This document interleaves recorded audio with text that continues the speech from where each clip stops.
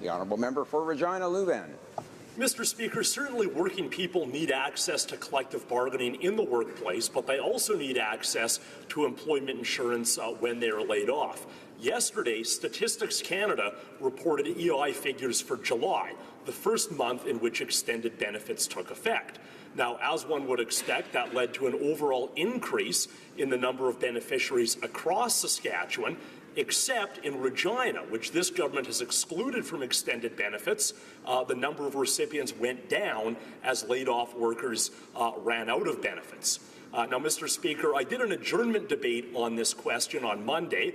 The Minister of Labour and her Parliamentary Secretary did not show up, so instead I got a response from the Parliamentary Secretary for Northern Affairs, which really didn't explain the decision to exclude Regina from extended EI benefits. So I'm wondering if the Minister could let us know why this government is continuing to keep Regina out of extended EI benefits.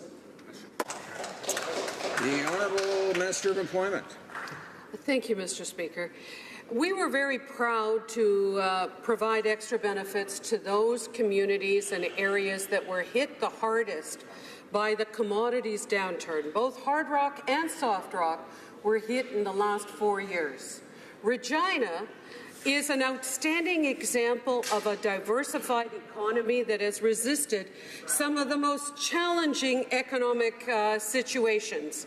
Because of their innovative and hard-working prairie spirit, they've done better than most cities, and we're all very proud of Regina.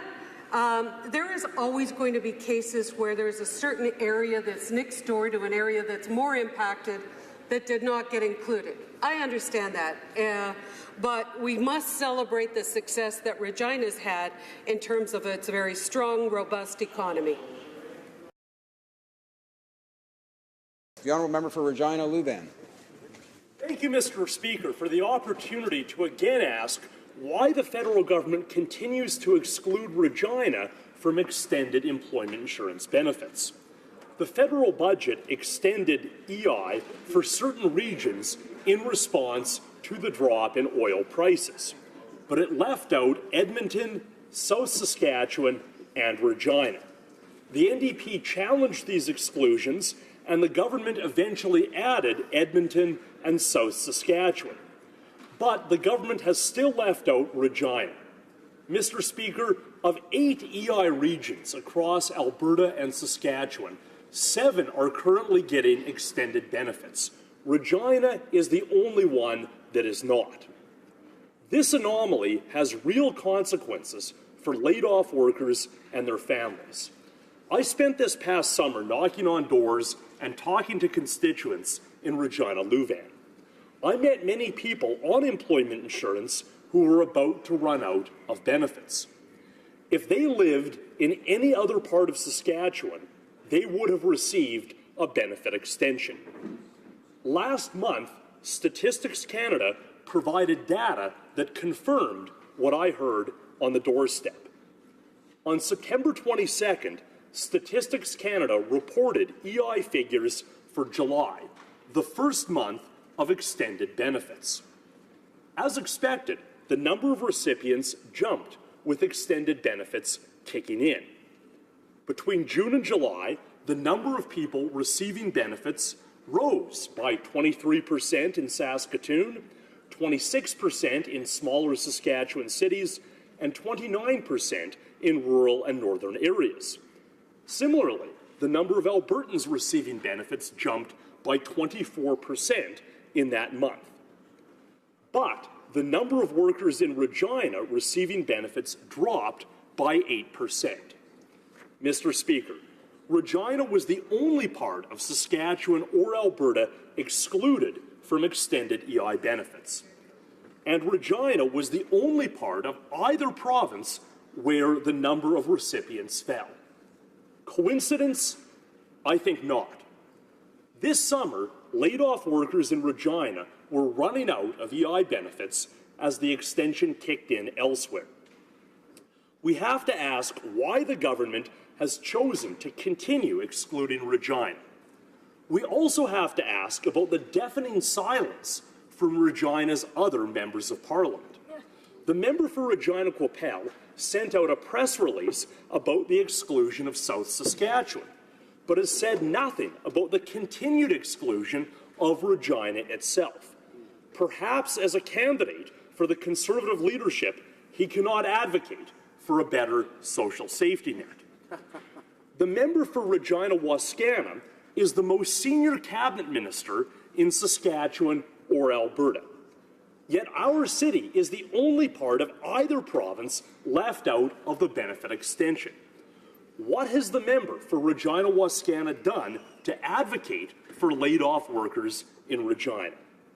Mr. Speaker, it's not too late for the government to do the right thing by including all of Saskatchewan, along with all of Alberta, in extended employment insurance benefits.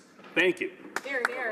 The Honourable Parliamentary Secretary to the Minister of Families, Children and Social Development. Well, thank you, Mr. Speaker. I welcome the opportunity to respond to the concerns raised by the member opposite.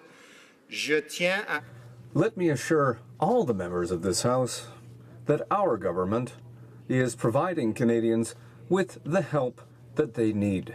The measures included in our budget, Mr. Speaker, improve the employment insurance program by making it more responsive to the needs of Canadian workers and employers. 12 EI economic regions were first identified in Budget 2016 as qualifying for the extended EI benefits due to the downturn in the commodities sector.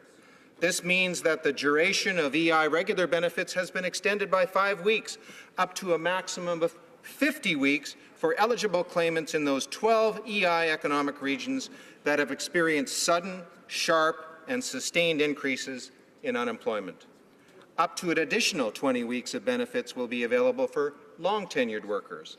And in the budget, Mr. Speaker, we also committed to continue monitoring the economic situation across the country. We did exactly that, Mr. Speaker. We fulfilled that commitment by announcing that 3 more EI economic regions, namely Edmonton, Southern Interior British Columbia, and Southern Saskatchewan, met the criteria to also qualify for those extended benefits. Mr. Speaker, the addition of these 3 new regions completes the assessment and no more regions will be added. While the level of unemployment is troubling, EI is supporting those who need it. This economy is undergoing significant changes, which mean that our EI system needs to adapt to these changes while continuing to help those workers most in need, Mr. Speaker. In some cases, help is needed because they have lost their job through no fault of their own. For some others, it is because they have left the workforce to raise children or provide care for a loved one. When Canadians find themselves out of work, they know that they can count on the EI program, and that is why we eliminated provisions that disadvantage workers newly entering or re-entering the workforce. An estimated 50,000 additional claimants will become eligible for EI benefits as a result of this measure. Also, we reversed the changes that put pressure on unemployed workers to move away from their communities and take lower-paying jobs. But it doesn't end there, Mr. Speaker. EI consultations have been launched on maternity, paternal, and caregiver benefits, as well as unpaid leaves under the Canada Labour Code. We are working towards developing more flexible parental benefits and more inclusive EI support for caregivers. As you can see, Mr. Speaker, our government is responding to the unemployment situation across the country. Believe me, we take it to heart, and we are working diligently to bring about more positive change to support Canadian workers.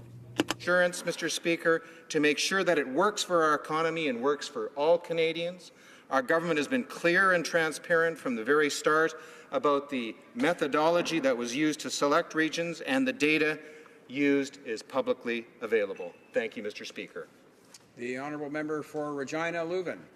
Mr. Speaker, I would thank the member across the way for his candor to the point of bluntly stating that no more regions will be added to extended employment insurance. Of course, Mr. Speaker, this is terrible news for workers in Regina who have been laid off due to the same downturn in oil prices that has afflicted all other parts of Saskatchewan and Alberta.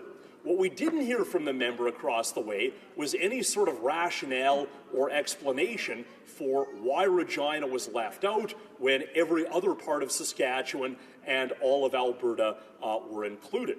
I would also ask the member across the way in his final minute to let this House know what, if anything, the member for Regina-Wascana did to advocate for workers in our city and to make the case for Regina being included in the benefit extension. Thank you, Mr. Speaker. The Honourable Parliamentary Secretary to the Minister of Families, Children and Social Development. Well, thank you to the honourable member, and thank you to you, Mr. Speaker. And just to reiterate that this issue is top of mind for our government. The flexibility built into the EI program allows it to respond efficiently to deteriorating economic conditions in local markets. And I want to assure my colleagues that we are not standing idly by while Canadians are losing their jobs. We will continue to strengthen and promote existing tools and services. As I mentioned, we have eliminated the requirements that restrict access for workers who were entering or re-entering the labour market. We have introduced more flexibility for those while working on claim. We are improving service by investing $92 million in Service Canada. Canadians deserve no less, Mr. Speaker. We will continue to improve our EI program. Thank you, Mr. Speaker.